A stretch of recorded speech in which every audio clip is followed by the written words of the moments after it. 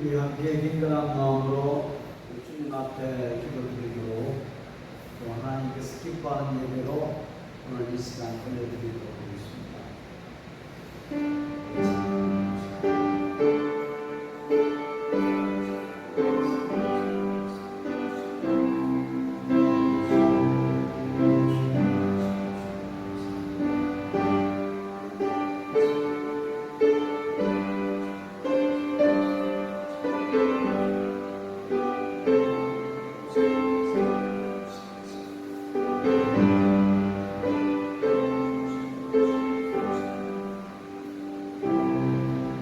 여호와는 말의 힘이 세다 하여 기뻐하지 아니하시며 사람의 다리가 억세다 하여 기뻐하지 아니하시고 여호와는 자기를 경외하는 자들과 그의 인자하심을 바라보는 자들을 기뻐하시는도다.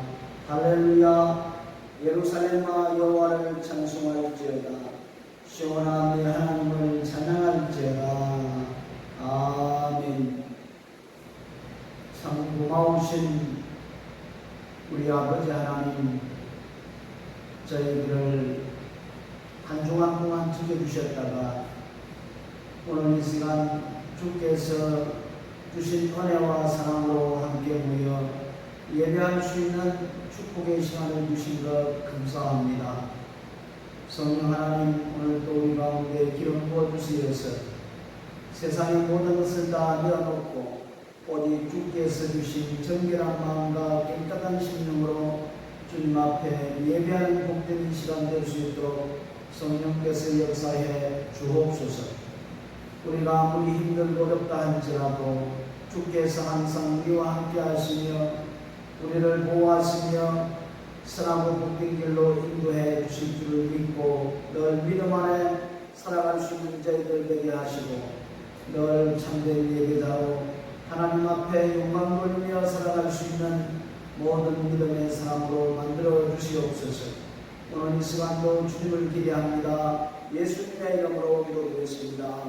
아멘. 우리 함께 일어나서 찬송가 386장 우리 찬송 드리겠습니다.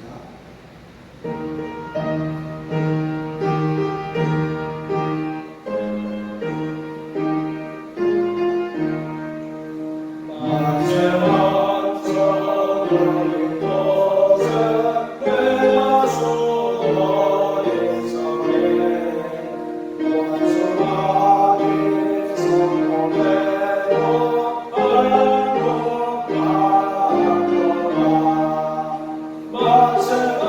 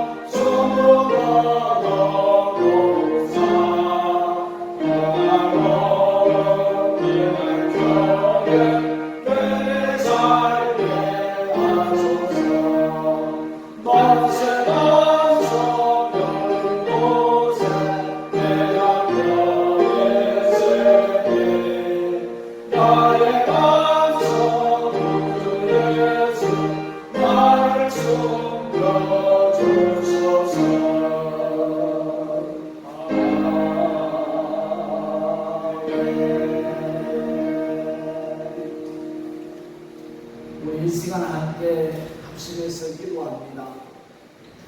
우리 아버지 하나님은 늘 우리와 함께 하시고 우리를 지키시며 우리를 보호하시며 또한 하나님의 참된 본향으로 우리를 인도해 주실 줄 믿고 늘 믿음 안에 살아갈 수 있는 저희들 될 수 있도록 함께 기도하시고 이 코로나19 이 종식과 이 땅의 회복과 성도들의 축복을 위하여 또 교회가 회복되고 나라가 회복이 되고 또 우리가 살고 있는 이 땅이 회복되도록 또한 성령의 임재와 역사 가운데 오늘 또 참된 예배가 될 수 있도록 우리 합심해서 함께 기도합니다.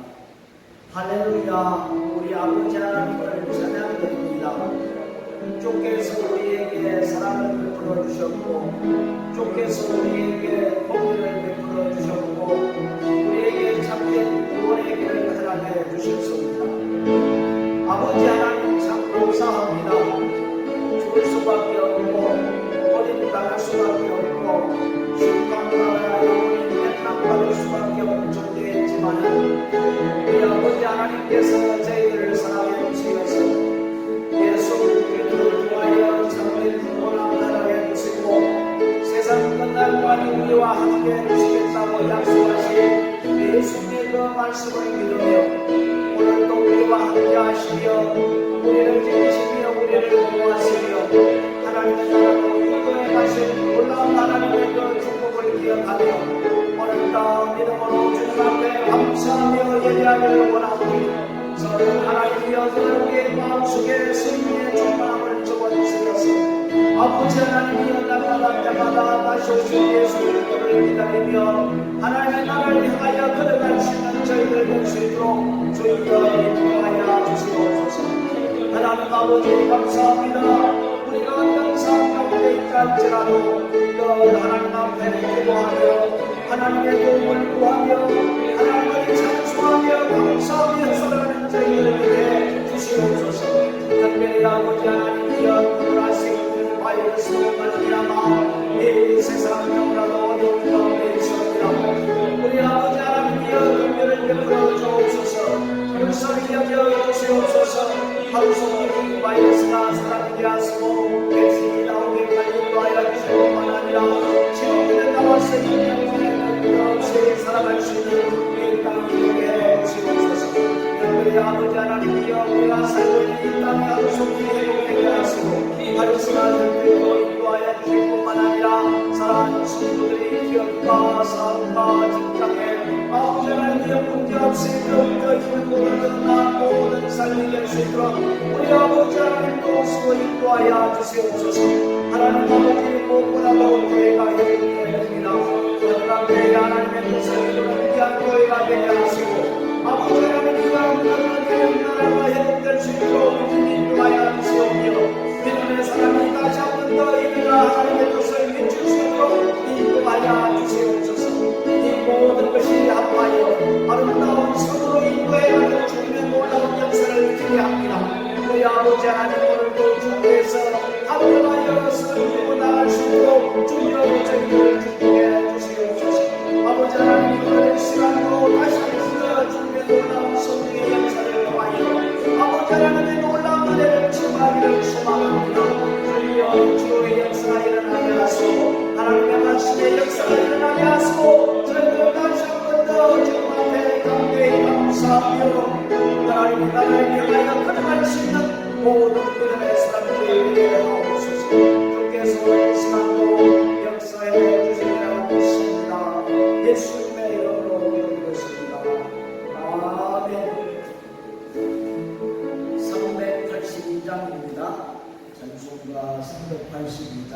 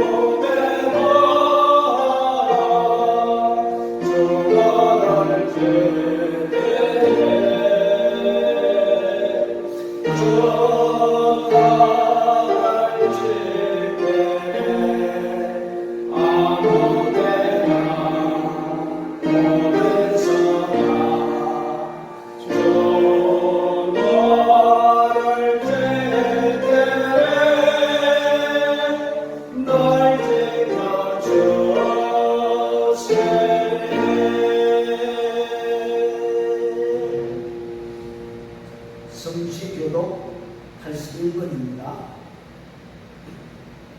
그러므로 주 안에 갇힌 내가 너희를 권하노니 너희가 부르심을 받은 일에 합당하게 행하여 모든 겸손과 온유로 하고 오래 참음으로 사랑 가운데서 서로 용납하고 하나님의 배는 줄로 성령이 하나 되게 하신 것을 힘써 지키라. 몸이 하나요 성령도 한 분이시니 이와 같이 너희가 부르심의 한 소망 안에서 부르심을 받아느니라.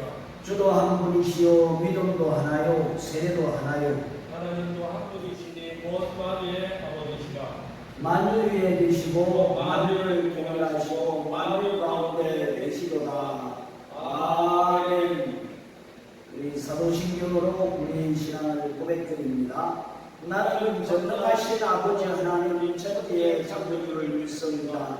나는 그의 유일하신 아들 우리 주 예수 그리스도를 믿습니다. 그는 성령으로 잉태되어 동정녀 마리아에서 나시고 본디오 빌라도에게 고난을 받아 십자가에 못 박혀 죽으시고 장사된지 사흘 만에 죽은 자 가운데서 다시 살아나셨으며 하늘에 오르시어 전능하신 아버지 하나님 보좌에 앉아 계시다가 거기로부터 살아있는 자와 죽은 자를 심판하려 오십니다.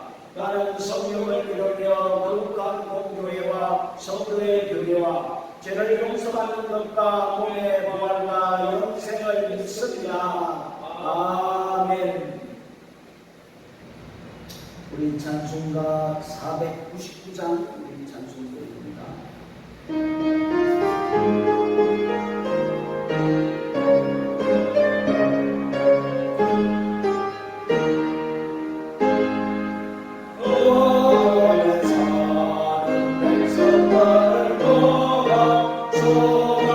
생명을 받아겠네.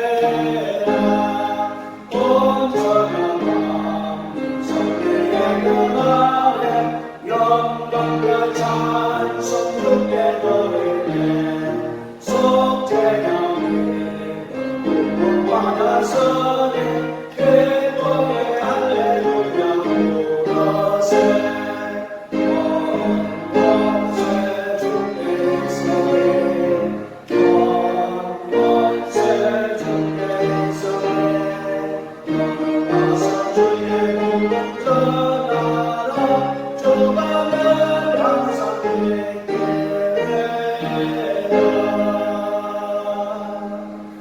기도하겠습니다.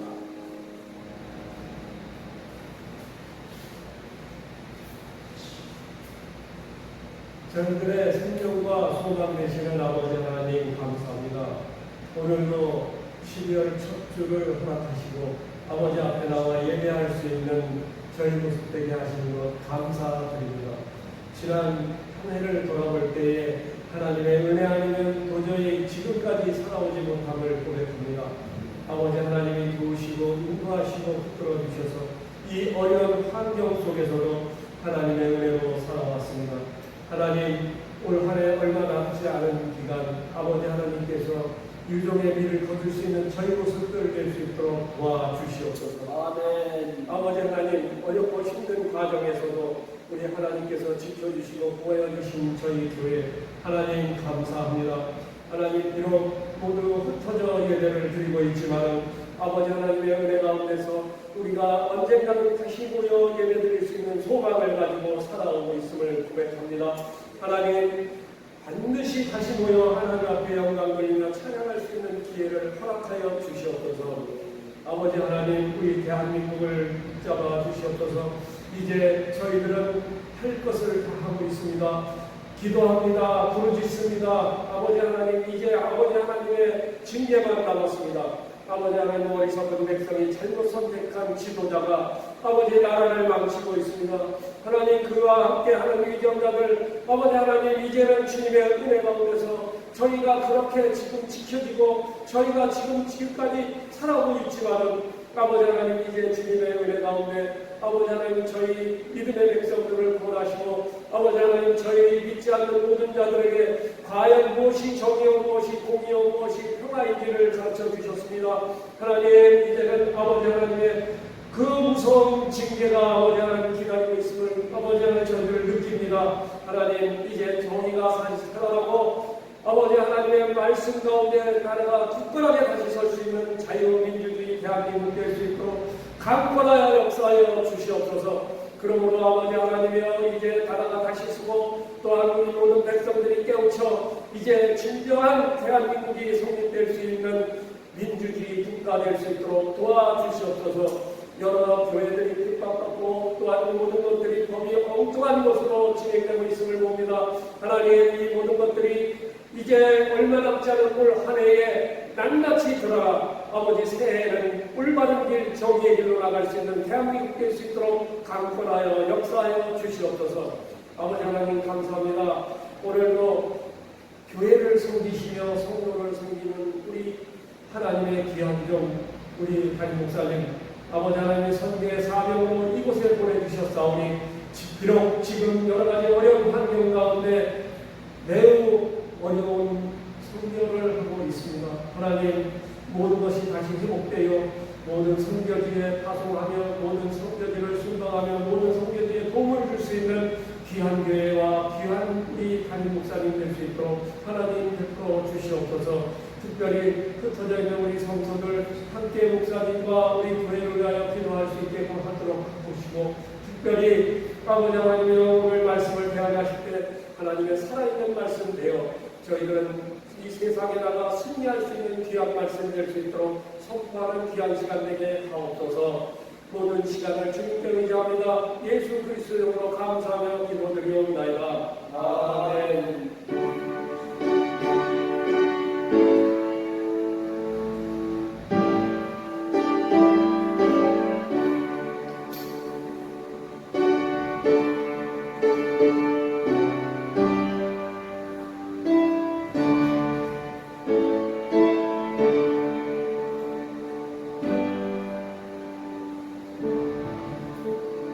하나님 말씀 보시겠습니다.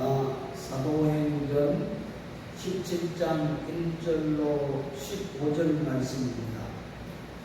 사도행전 17장 1절로 15절 우리 한 절씩 교독하시겠습니다. 그들이 암피볼리아와 아볼로니아로 다녀가 데살로니가에 이르니 거기에 유대인의 회당이 있는지라.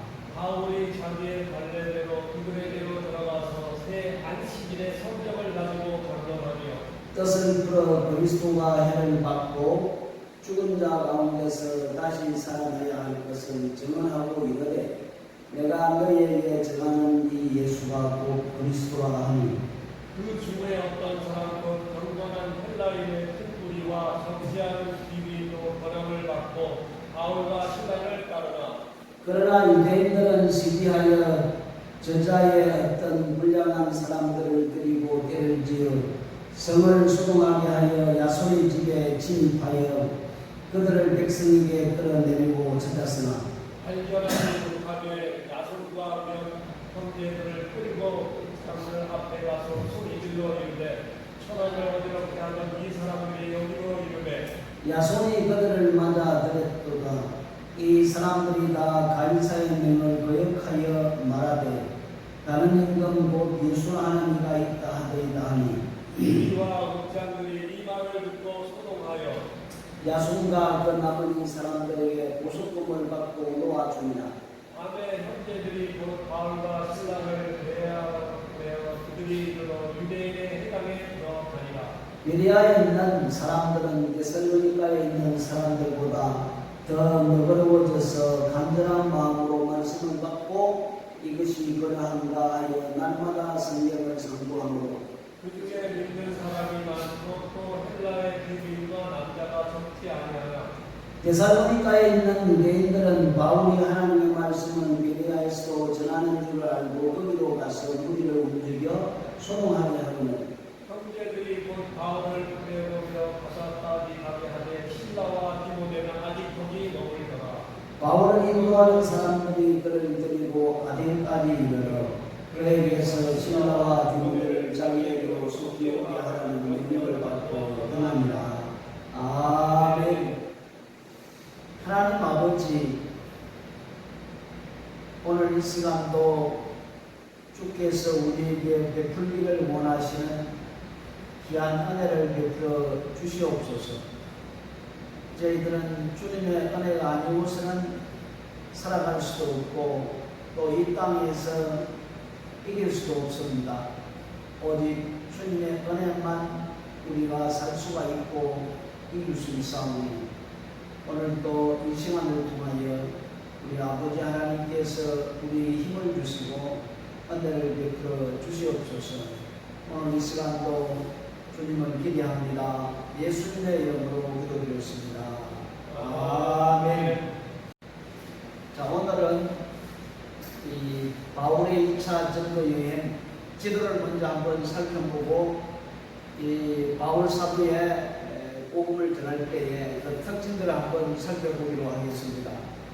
우리 안디옥 교회에서 이제 출발해서 루스드라를 거쳐 더베에 이르고 그런데 루스드라에 왔을 때에 디모데를 만나서 디모데와 함께 신라와 전도 여행을 출발하여 드로아에 이르러서 이제는 성령께서 아시아의 복음을 전하지 말고 이제 유럽으로 향하라. 그래서 바울의 일행들은 빌립보로 와서 두 가지 큰 사건을 경험하게 됩니다.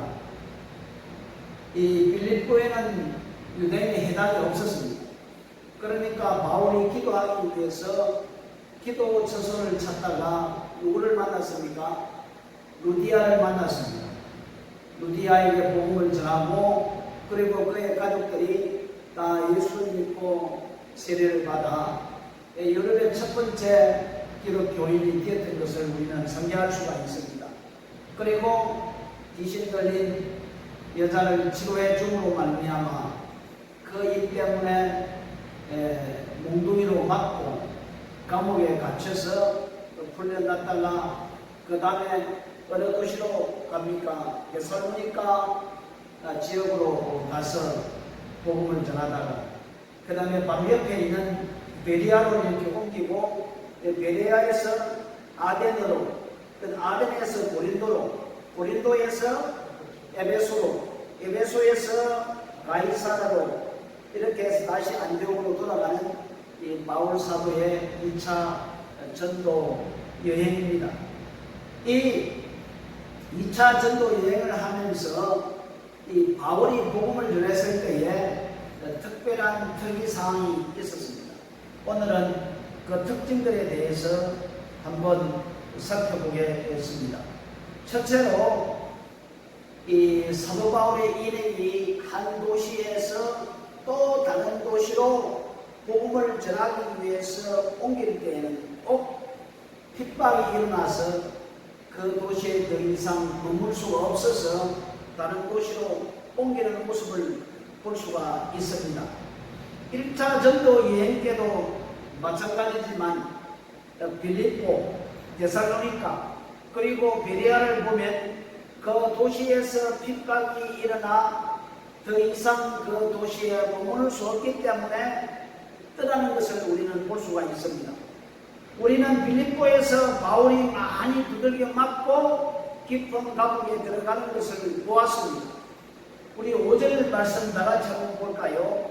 5절 말씀. 그러나 유대인들은 시비하여 저자의 어떤 불량한 사람들을 데리고 때를 지어 성을 소동하게 하여 야손의 집에 침입하여 그들을 백성에게 끌어내리고 찾았으나 이 데살로니가에서 복음을 전할 때에 성령의 놀라운 역사를 통해서 예수를 믿는 사람이 많이 일어났습니다.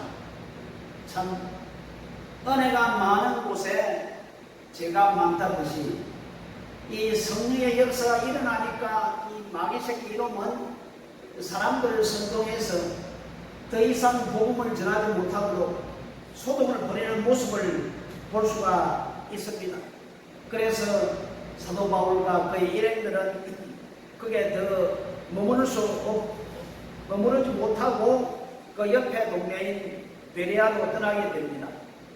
그래서 베레아에 와서 복음을 전합니다. 또 무슨 일이 생깁니까? 우리 13절 말씀 보면은 데살로니가에 있는 유대인들은 바울이 하나님의 말씀을 베레아에서도 전하는 줄 알고 거기도 가서 무리를 움직여 소동하게 하거늘. 보십시오. 데살로니가에서 바울을 핍박했던 사람들이 어디까지 왔습니까? 베레아까지 왔습니다. 그리고 베레아에서도 복음을 전하지 못하도록 바울을 핍박하고 공격을 합니다. 그래서 하는 수 없이 바울은 베레아를 떠나 어디로 이동합니까? 아덴으로 이동을 하는 것을 볼 수가 있습니다. 즉 핍박이라고 하는 것은 그 도시를 떠나라고 하는 하나의 사인인 것을 이렇게 볼 수가 있습니다. 이 바울과 그의 일행들이 복음을 전하다가 언제 그 도시를 떠났느냐? 꼭 핍박이 일어나고 나서 그 도시를 떠나는 것을 볼 수가 있습니다. 그래요. 어느 정도 시간을 정해놓고 복음을 전하는 것이 아니라 복음을 전하다가 핍박이 심하게 일어날 때에 아하 이제는 떠나야 되겠다 해서 이 도시에서 다른 도시로 떠나는 모습을 우리가 볼 수가 있습니다. 이것이 첫 번째 특징인 것을 볼 수가 있고 두 번째 특징은 또 뭐냐면은 이 바울의 일행이 이 도시를 방문할 때마다 마음대로 이방인 세계에 들어가서 복음을 전하는 것이 아니라 유대인의 해당을 찾았다는 말씀입니다. 빌립보에는 유대인의 해당이 없기 때문에 무엇을 찾았다고 말하고 있죠? 기도할 수 있는 기도 처소를 찾다가 루디아를 만나 복음을 전했다고 이렇게 말씀을 하고 있거든요. 그래서 17장 1절 말씀에 보면은 거기 유대인의 해당이 있는지라 10절에도 보더라도 베레아에 가자마자 그 찾은 곳은 바로 유대인의 해당입니다. 이 바울과 그의 일행들이 도시에 첫 들어가서 복음을 전하기 위해서 첫 번째 찾는 곳이 유대인의 해당이었던 것을 이렇게 볼 수가 있습니다. 그렇습니다.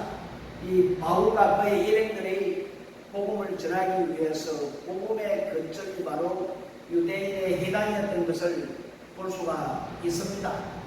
아무것도 모르는 도시에 가서 아무나 붙잡고 복음을 전하는 것이 아니라 이미 바울은 경험을 했기 때문에 어릴 때부터 회당에서 하나님 말씀을 배웠고 회당에서 어떤 식으로 하나님을 예배하는가 배웠기 때문에 아주 쉽게 유대인의 회당을 찾아서 복음을 전했던 것을 볼 수가 있습니다. 그래서 이 방법은 사도 바울이 1차, 2차, 3차 전도 여행 때 사용한 방법이라 이렇게 볼 수가 있습니다. 왜냐하면 유대인들은 같은 동족입니다. 회당은 사도 바울이 어릴 때부터 자라난 아주 익숙한 장소인 것을 볼 수가 있습니다. 우리가 바울과 바나바가 1차 전도를 떠날 때에 첫 번째 방문한 곳이 어디의 지역이었습니까? 구브로 섬이었습니다. 왜 구브로 섬에 들렸느냐? 이 바나바의 고향이 바로 구브로 섬이었던 겁니다. 그러니까 자기가 익숙했던 것, 자기가 알고 있는 곳에 처음 가서 하나의 복음의 근점을 삼고 복음을 전했던 것을 볼 수가 있습니다. 그래서 우리도 복음을 전할 때에 아무것도 모르는 곳에 복음을 전하는 것이 아니라 우리 가까이 있는 데부터 복음을 전해야 된다는 것을 우리가 이해할 수가 있습니다. 그리고 세 번째 특징은 이 바울은 어느 곳에 가든지 하나님께서 사람들을 만나게 해주십니다. 그리고 하나님이 준비해 주시는 사람들을 만나는 것을 볼 수가 있습니다. 그렇습니다. 복음을 전하기 위해서 작정하고 어떤 도시를 갔을 때에 하나님이 미리 아시고 준비해 주는 것을 볼 수가 있거든요. 우리 2절 말씀에 보면은 바울이 자기의 관례대로 그들에게 들어가서 새 안식일의 성경을 가지고 강론하며 여기 보니까 자기의 관례대로 이 말씀이 무슨 말씀입니까? 자기의 습관대로 자기의 계획대로 자기의 결례대로 자기가 행하는 법칙이 있었던 것을 볼 수가 있습니다.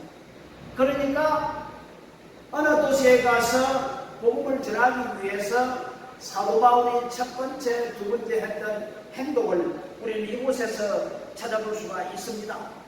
그 자기 관례대로라는 말은 기도했다는 겁니다. 빌립보에 가서 회당이 없으니까 기도 처소를 찾았다고 말씀하고 있죠. 복음을 전하기 위해서 기도를 하고 또 하나님이 준비한 사람을 만났을 때에 그들에게 말씀을 선포했던 것을 볼 수가 있거든요. 그리고 말씀이 선포되고 예수를 믿은 사람들을 통해서 더 복음을 전했던 것을 이렇게 볼 수가 있습니다. 그래요. 처음에는 기도의 처소를 찾았고 두 번째는 말씀을 증거했습니다. 그러니까 기도하고 하나님을 의지하고 복음을 전하려고 했을 때에 성령의 역사가 일어나지 않겠습니까? 그러니까 데살로니가에 와서도 하나님의 말씀을 선포했을 때에 성령의 놀라운 역사를 통해서 많은 사람들이 기부인들이 예수를 믿었던 것을 볼 수가 있습니다. 그렇습니다. 그리고 네 번째 특징은 이 바울이 도시를 돌면서 전도할 때에 한 도시에 많은 시간을 투자하지 않냐고 아주 짧게 복음을 전했던 것을 볼 수가 있습니다. 데살로니가에서 얼마 정도 시간을 보냈죠? 여기 보니까 새 안식일에는 3주간 말씀을 선포했대요. 그죠? 그렇게 새 안식일 3주입니다. 그러나 놀라운 사실은 바울이 지나는 곳마다 열매가 아주 많이 맺혔습니다.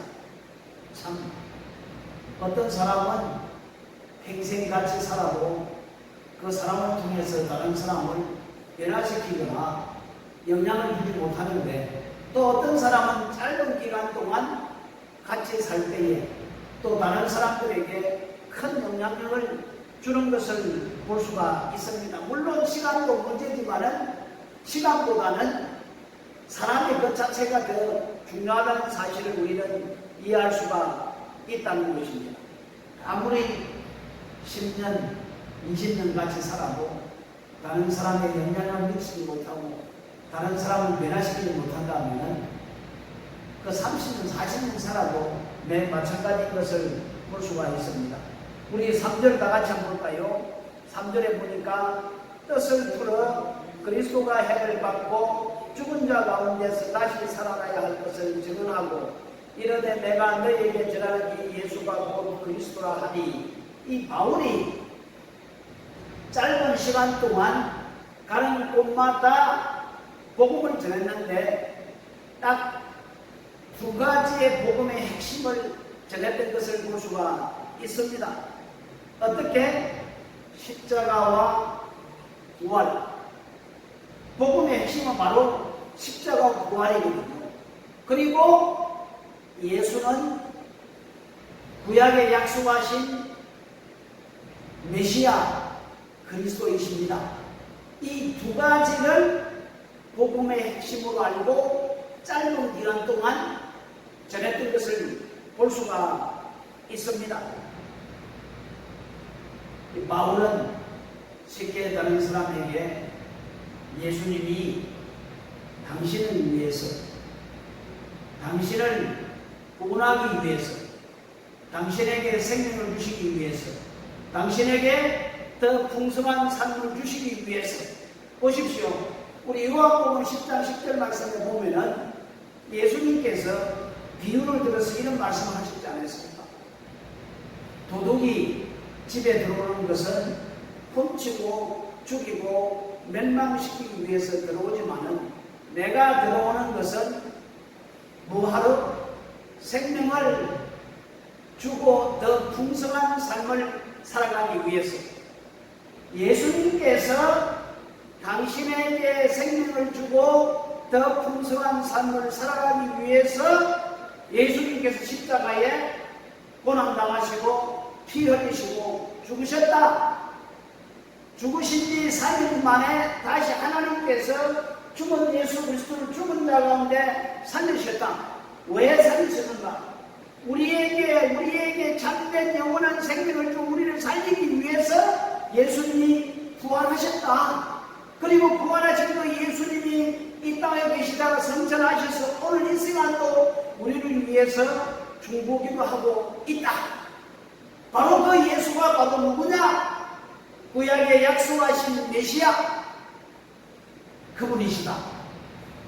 바로 사도 바울이 짧은 기간 동안 만나는 사람에게 전하는 복음의 핵심이 예수님의 십자가와 부활, 그리고 예수님이 구약에 약속하신 메시아 그리스도인 것을 선포했던 것을 볼 수가 있습니다. 여러분, 예수님은 정말 우리를 위해서, 우리에게 생명을 주시기 위해서 십자가에 돌아가시고 부활하시지 않았습니까? 지금 이 시간도 예수님 우리를 통치하시며 우리를 인도하고 계시다는 사실을 우리는 알 수가 있다는 겁니다. 그러면은 우리가 이런 복음의 핵심을 알고 있다면은 사도 바울이 짧은 기간 동안 복음의 핵심을 전했듯이 우리들도 이 두 가지의 복음의 핵심을 사람들에게 전해야 된다는 것을 우리에게 잘 가르쳐주고 있습니다. 사도 바울과 그의 일행들이 이 예수님은 십자가에 돌아가시고 죽었다가 3일 만에 부활하시고 그분이 바로 구약에 약속한 메시아 그리스도이시다 라고 말씀을 선포했을 때에 두 종류의 사람이 나타났던 것을 볼 수가 있습니다. 우리 4절 말씀에 보면은 그 중에 어떤 사람 곧 경건한 헬라인의 큰 무리와 적지 않는 기무리도 근함을 받고 바울과 실라를 따르나. 자, 사도 바울의 메시지를 듣고 경건한 헬라인 중에서 많은 사람들, 또 적지 않는 기부인들, 이런 분들이 메시지를 듣고 그들의 권함을 받고 바울과 실라를 따랐다고 되어 있습니다. 여기서 우리가 복음에 대해서 깨달는 것이 있는데, 복음은 사도 바울의 많은 지식과 많은 언변과 많은 지식을 통해서 사람들이 예수를 믿고 구원받는 것이 아니라, 우리는 오직 예수님의 십자가와 부활을 선포할 때에 누가 사람들을 구원시키고 그들을 변화시키느냐? 성령 하나님이 변화시킨다는 겁니다. 여러분, 짧은 기간 동안 바울의 복음의 핵심은 딱 두 가지잖아요. 이 두 가지가 선포되었을 때에 많은 기부인들, 많은 사람들이 예수를 믿고 구원받은 사건은 사람의 지혜가 아닙니다. 사람의 능력이 아닙니다. 사람의 권세가 아닙니다. 오직 성령의 능력인 것을 볼 수가 있거든요. 혹시 내가 말을 잘못해서 복음이 잘못 전해진가? 그런 거 아닙니다. 우리가 핵심적인 복음을 선포할 때에 그 사람을 살리고 죽이는 것은 내가 하는 것이 아니라 누가 한다고요? 성령 하나님께서 역사하는 것을 볼 수가 있습니다. 여러분 보십시오. 아니, 빌립보에서 바울과 실라가 감옥에 갇혀 있을 때에 간수장이 어떻게 예수를 믿게 되었습니까? 간수장이 놀래가지고 내가 어떻게 하면 구원을 받습니까? 했을 때에 주 예수를 믿어라. 그리하면 너와 너의 집이 구원을 받으리라. 이러면 간단합니다. 그런데 이 사람이 예수를 믿고 구원을 받고 가족들이 다 구원을 받았거든요. 이 역사는 바울의 능력이 아니라 성령의 역사인 것을 우리는 볼 수가 있다는 말씀입니다. 그렇습니다. 우리는 성령을 기대하지 우리의 지혜나 우리의 능력을 기대하지 않습니다. 그것만 똑바로 전달이 되었을 때 성령이 역사한다는 겁니다. 그런데 일본은 예수를 받아들이는 사람이 있지만은 또 이 말씀에 보니까 두 번째 반응은 또 다른 반응입니다. 5절과 6절 말씀 한번 볼까요? 그러나 유대인들은 시기하여 저자의 어떤 불량한 사람들을 데리고 애를 지어 성을 순응하게 하여 야수의 집에 침입하여 그들을 백성에게 끌어내려고 찾았으나 발견하지 못하며 야손과 및 형제들을 끌고 법장들 앞에 가서 소리 질러 이르되 천하를 어지럽게 하던 이 사람들이 여기로 이르매. 자, 보십시오. 바울이 복음을 전했을 때에 그 복음을 받아들이는 사람도 있지만은 받아들이지 아니하고 반항하는 사람들이 있습니다. 그런데 이 사람들이 그냥 복음을 받아들이지 않으면 되는데 또 어떻게 행동을 합니까? 이들은 감정적입니다. 이것도 역시 지식이나 합리성의 문제가 아닙니다. 이 문제는 영적인 문제인 것을 볼 수가 있습니다. 예수를 거부하는 것은 비합리적인 것 때문이 아니라 영적인 문제이기 때문에 그렇다는 말씀입니다. 여러분, 누가 계획을 합니까? 악한 영, 마귀가 그들 마음속에 그들을 주장하고 있으니까 감정에 따라서 행동하는 모습을 볼 수가 있습니다. 마귀가 하는 공개하는 패턴이 뭐지요? 첫 번째, 미혹하고 유혹을 합니다. 그런데 넘어가지 아니하면 그 다음에는 이제 폭력을 행사하는 것을 볼 수가 있거든요. 자기들이 먹히지 않을 때에 소동을 하고 폭력을 가합니다. 사람들은 쉽게 이 방법을 씁니다. 오늘날 한국 사회에 이런 방법을 쓰고 있지 않습니까? 이 사탄의 방법을 따라서 처음에는 유혹하다가 다 이러다가 안 들으면 그 다음에는 강압적인 힘을 써서 어떻게 사람들을 선동해서 그리고 민심을 사고 그리고 불법을 행하며 그리고 감옥에 가두든지 아니면 사람을 죽이든지. 참 지금 뉴스를 보니까 옵티머스에 관련된 이낙연 누구죠? 민주당 대표 그 아주 측근이 또 한 번 검찰에 질문을 받다가 그래 나가서 자살했는지 아니면 타살이 됐는지 몰라요. 이상해요. 이번에 사람들이 어떤 사건에 관련되면 윤미향 사건에도 그 관련된 사람이 또 죽었던 것을 볼 수가 있거든요. 또 재판을 하는 이 판사도 갑자기 심장마비로 죽었다고 그래요.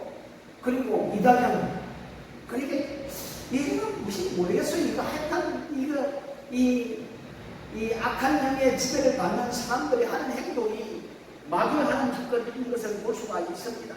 그렇습니다. 많은 사람들이 띠거지로 몰려와서 세상의 힘을 사용합니다. 마귀가 계속해서 쓰는 방법입니다. 우리는 이런 방법에 해롭게해서는 아니 된다는 것을 볼 수가 있습니다. 6절에도 보면은 천하를 어지럽게 하는 사람들이다. 이 바울의 일행을 이렇게 무명을 씌웁니다. 10절에도 보니까 예수님의 문제를 가이사의 문제를 연결시킵니다. 예수님과 가이사가 무슨 상관이 있습니까? 그러나 이 사람들은 다른 임금 곧 예수라는 이가 있다 하되이다 말하면서 예수의 문제를 정치적인 문제로 끌고 들어가는 것입니다. 이렇게 사람들이 예수를 로마의 황제와 대항하는 인물로 바꾸어서 거짓 주장을 하게 하고 바울의 일행을 고발하는 것을 볼 수가 있습니다. 이러한 이유로 바울이 데살로니가에서 더 이상 전도하지 못하고 이제 옆 동네로 전도하러 가는 모습이 10절로 11절, 12절에 나타나 있습니다. 자, 데살로니가에서 복음을 전하다가 또 핍박이 일어나니까 베레아로 옮겼습니다. 그런데 베레아에 가서 복음을 전하니까 야, 데살로니가 사람보다 더 베레아 사람들이 신사적이었다. 그 말씀은 말씀을 잘 받아들였다는 겁니다. 말씀을 듣고 그 말씀이 옳은가 그러지 않는가 성경을 서로 상고하며 성경을 읽으며 그랬다는 것을 말씀해 주고 있습니다. 우리도 베레아 사람들처럼 정말 하나님의 말씀을 사모하고 목사가 말씀을 선포했을 때에 그 말씀이 참인지 거짓인지 살피기 위해서 성경을 다시 상고하고 공부하는 그런 사람들이 되어야 되지 않겠습니까? 그렇습니다. 데살로니가에서 수란을 피웠던 사람들이 또 어디까지 찾아왔습니까? 어디까지 찾아왔어요? 베레아까지 쫓아와서 그 문제를 정치적인 문제로 삼아서 사도 바울을 핍박하는 모습을 볼 수가 있습니다. 그런데 거기까지 찾아온 것을 보면 이것은 사람의 생각이 아니라 하나의 영적인 문제인 것을 볼 수가 있거든요. 자기하고 아무 상관도 없는데 그것까지 찾아와서 핍박을 한다는 것은 이것은 악한 영의 지배를 받지 아니하면 도저히 이런 일을 행할 수가 없거든요. 오늘날 우리나라에 이 잘못된 사상을 믿음을 가진 사람들이 보면은 정말 저것이 상식적으로 봐서 진리고 바른데 아무리 바르고 진리를 할지라도 자기 편이 아니면 다 공경하는 모습을 볼 수가 있거든요. 이것은 어둠인 영의 지배를 받고 있는 사람들이야. 자기는 바르게 생각한다고 생각하고 자기는 바르게 살아간다고 생각하지만은 그 사람들의 생각과 인성이 잘못된 거예요. 바른 잣대가 무엇인지 바른 스탠드가 무엇인지 잘 모르는 거예요. 참 요새는 윤리라는 것은 절대 윤리가 아니라 상황 윤리라고 그렇게 해요. 상황에 따라서 이것이 옳고 저것이 옳지 않고 그러면 정확한 잣대가 없으면 어떻게 그것이 정확한지 어떻게 알 수가 있겠습니까? 알 수 없어요. 네? 도덕이라는 것은 절대된 윤리가 있어야만이 도덕이 나오는데 윤리가 제대로 갖춰져 있지 않으면 도덕이 어떻게 나올 수가 있겠습니까? 그렇습니다. 이 마귀에 공경하는 모습을 가만히 바라보십시오. 세상에서 정치하는 사람들의 모습을 한번 보십시오. 오늘도 우리는 얼마든지 성경에 나타난 마귀의 역사가 오늘도 이 시대에 얼마든지 일어나는 모습을 볼 수가 있습니다. 자, 13절, 14절 말씀에 보면은 복음을 전하려고 하는 사람들에게 예전이나 지금이나 이런 일이 똑같이 일어나고 있다는 것을 우리는 알 수가 있습니다. 복음을 전하는데 환영할 사람 아무도 없습니다. 환영 안 해요. 복음 전한다고 환영한 사람 아무도 없습니다. 그러나 우리들은 그들에게 복음을 전해야 됩니다. 왜냐? 오직 구원의 길은 어디에 있습니까? 예수 그리스도밖에 없기 때문에. 예수 그리스도를 믿고 예수 그리스도를 따라야만이 구원을 얻기 때문에 우리는 저들이 받아들이든지 안 받아들이든지 우리는 예수 그리스도를 전할 수밖에 없는 입장에 있다는 것입니다. 안 그렇습니까?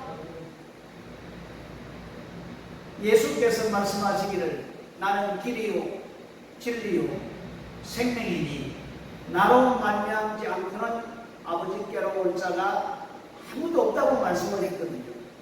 그래서 죽어가는 사람들에게 생명을 건지기 위해서는 라이프라인 구원의 길은 예수 그리스도밖에 없다는 사실입니다. 우리가 핍박을 받더라도 우리가 어려움을 당하더라도 우리는 예수 그리스도를 전해야 됩니다. 보십시오. 2차 전도 여행의 그 일행들 가만히 볼 때에 바울과 실라와 디모데도 함께 따라가는 것을 볼 수가 있습니다. 루스드라에서 디모데가 함께 전도 여행에 동참했던 것을 볼 수가 있고, 그리고 에베소 교회에 나중에 쭉 마치고 고린도를 거쳐서 에베소를 거쳐서 가이사로 갈 때에 아마 디모데는 에베소 교회에 남겨두지 않는가 하는 것을 볼 수가 있습니다. 아무튼 사랑하는 성도 여러분,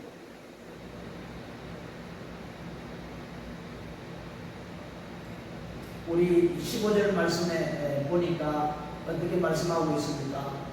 바울을 인도하는 사람들이 그를 데리고 아덴까지 이르러 그에게서 실라와 디모데를 자기에게로 속히 오게 하라 명령하고 받고 떠나니라. 보십시오. 얼마나 급했는지 핍박이 심했는지 빨리 바울만 아덴으로 이렇게 옮겨왔다는 것을 볼 수가 있거든요. 에? 안 그렇습니까? 에? 너무나 급박해서 동료들은 남겨두고 바울만 배를 타고 아덴이라는 도시로 피신을 합니다. 나중에 다시 만나게 됩니다. 상황이 너무나도 급했습니다. 그것이 바로 2차 전도 여행이었습니다. 이렇게 해서 복음은 세계에 전하게 되어진 것입니다. 복음을 전한다는 것은 아름다운 일이지만 아주 귀한 일이지만 참 대가를 많이 치는 것을 볼 수가 있습니다. 그래서 희생이 없이 수고가 없이는 복음이 전해지지 않는다는 말씀이죠. 정말 우리 모두가 희생이 없다면 교회가 성장할 수가 없습니다. 교회가 해야 할 사명을 감당할 수가 없습니다. 우리가 희생하고 주를 위해서 죽는 마음으로 살아갈 때에 부흥이 일어나고 복음이 전달되고 하나님의 놀라운 일들이 일어나지, 우리의 희생이 없다면 이런 부흥의 역사는 일어날 수 없다는 것을 사도 바울의 2차 전도 여행을 통해서 우리가 배울 수가 있습니다. 사랑하는 성도 여러분, 오늘도 사도 바울이 선포한 짧은 기간 동안 예수님의 십자가, 예수님의 부활, 그리고 우리를 통치하며 그 통치하는 예수 그리스도가 바로 누구냐? 구약에 약속하신 메시아 그리스도이십니다. 아주 누구를 위해서 예수님이 십자가 되셨습니까?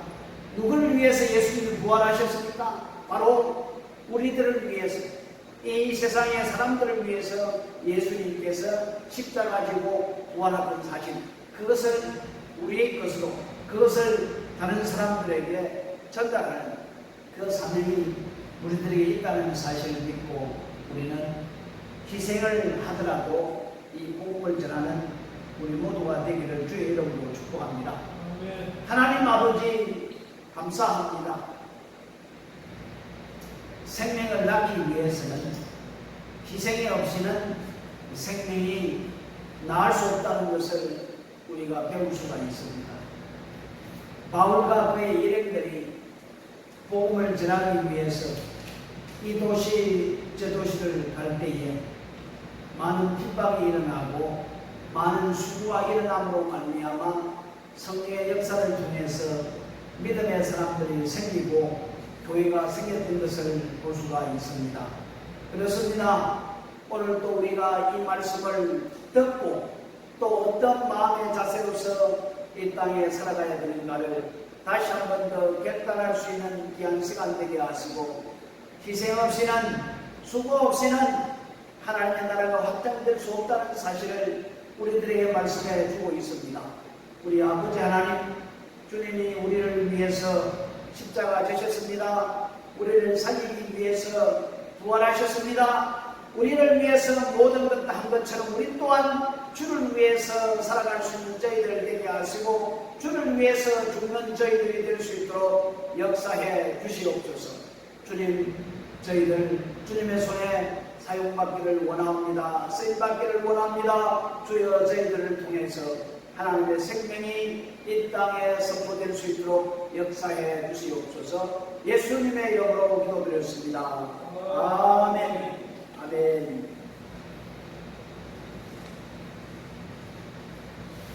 우리 찬송가 496장 찬송들입니다.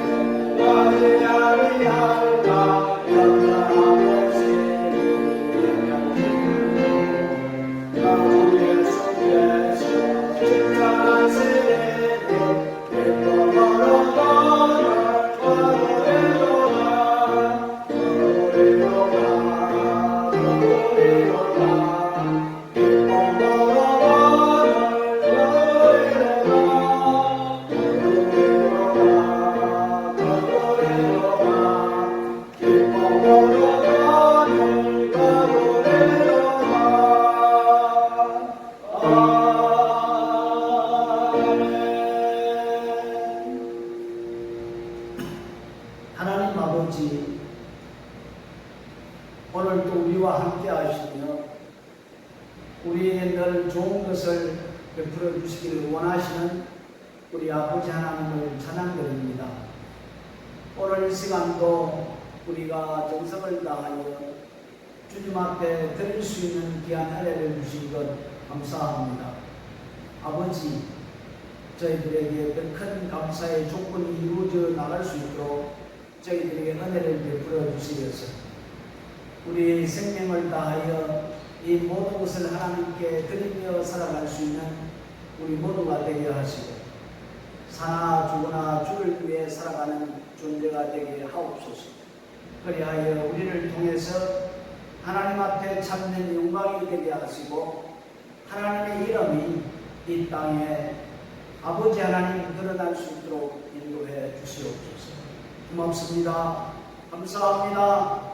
날마다 때마다 우리가 살아가는 이 땅 가운데 주께서 우리를 지키시고 보호하여 주시고 늘 믿음 안에 승리하며 살아갈 수 있도록 주여 축복해 주시옵소서. 오늘도 주님의 약속의 말씀을 믿고 하나님의 축복 가운데 살아가기를 소망합니다. 주여 일하시고 인도하시고 축복해 주시리라 믿고 예수님의 이름으로 기도드렸습니다. 아멘. 아멘. 오늘은 12월 첫째 주일입니다. 이제 금년도 한 달 남았습니다. 아마 3월달부터 팬데믹이 시작이 되어 지금까지 지내왔는데 그렇습니다. 지금까지 지나온 것 모두가 다 하나님의 은혜인 줄 믿고 더욱더 감사하면서 우리가 어떤 삶을 살아가야 되는가 늘 하나님께 묻고 하나님의 뜻을 따라 살아갈 수 있는 우리가 되어야 될 줄 믿습니다. 이제 한 달 동안 얼마 남지 않았습니다. 마무리 잘하고 또 새해는 어떤 마음으로 우리가 살아가야 될지 준비하며 살아가는 기간이 되었으면 좋겠습니다. 이 코로나19 이 바이러스가 계속해서 아마 번지고 있는 모양입니다. 겨울철이 되니까 더 심각하게 번지는 것 같습니다. 아무튼 번지더라도 우리는 하나님의 그 은혜와 긍휼을 기억하면서 하나님 앞에 기도하고 우리는 담대하게 나가야 될 줄 믿습니다. 그리고 우리가 살고 있는 이 모라카이 땅이 간속히 회복되고 활성화되고 또 성도들의 삶이 이들의 삶보다 더 나아지는 그런 삶이 될 수 있도록 우리는 매일 주님 앞에 기도해야 될 줄 믿습니다. 특별히 미국으로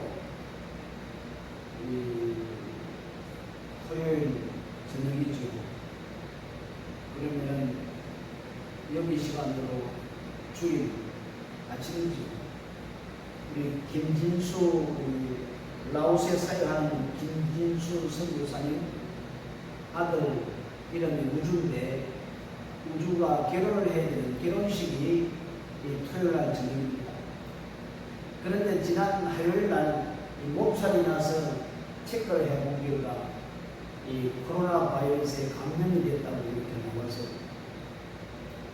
그때는 좀 힘들어졌는데 지금은 좀 많이 회복됐다고 그래서 결혼식을 늦춘다고 신부측이 이야기를 했는데 이미 약속을 했기 때문에 가족들끼리만 모여서 한 40-50명 모여서 야외에서 이 결혼식을 한다고 합니다. 아무튼 우주가 더 이상 고통 안 받고 빨리 준비해서 새로운 가정을 꾸미는데 하나님 축복해달라고 여러분 기도해 주시면 감사하겠습니다. 그리고 우리나라는 지금 잘못된 사상과 이념 그리고 욕심 때문에 나라의 모든 질서가 지금 무너지고 있는 모습을 우리는 볼 수가 있습니다. 그래서 잘못된 사상이 무너지고 욕심이 사라지고 정말 나라가 정상적으로 회복될 수 있도록 정말 믿음의 사람들의 기도가 절실히 필요한 가운데 있습니다. 정말 부정이 드러나고 불법이 드러나고 또 범법자들이 마땅히 처벌을 받아야 됩니다. 그런데 지금 그 불법자들이 드러나지 않기 위해서 온갖 짓을 다 하고 있는 모습을 볼 수가 있거든요. 참 더러운 인간들이라 이렇게 볼 수가 있어요. 자기들이 잘못을 저지르 놓고 그것을 막기 위해서 방해하는 방해 공작을 쓰는 모습을 볼 때에 참 어떤 사람이 그런 말을 해요. 이 손가락을 가지고 하늘을 가린다 하는 식으로 표현을 해요. 참 답답하죠. 어떻게 하면 좋겠습니까? 어리석은 백성들은 거의 좋다고 박수하는 사람도 있어요. 참 희한하죠. 도대체 얘들이 어떻게 되었는지 모르겠지만은 아무튼 하나님이 도와주셔서 나라가 30일 동안은 정말 진리가 하수같이 흐르는 나라가 될 수 있도록 우리 기도하시고 지금 싸워 나가야 될 줄을 믿습니다. 그리고 우리나라가 새롭게 세워져서 21세기에 리더하는 정말 동방의 나라로 세워질 수 있도록, 그리고 지금도 선교하고 있는 우리 선교사님들을 위하여 북한에 억류되어 있는 또 선교사님들이 가루속기 석방과 건강을 위하여, 그리고 우리 12월 달에 아이들이 모일 수 없어서 나이가 지금 16세입니까? 16세 알로는 지금 정부에서 모이지 못하게 하고 있기 때문에 모일 수가 없는데 크리스마스 잔치도 열 수도 없고, 아무튼 우리가 12월 달에 두 가지 행사만 하려고 합니다. 성탄절 예배와 그리고 송구영신 예배만 하기로 하겠습니다. 다른 것은 다음으로 미루기로 하겠습니다. 그리고 늘 성경 읽고 또 묵상하고 기도하는 우리가 되었으면 좋겠습니다. 우리 찬송가 54장 드리고 예배 마치도록 하겠습니다.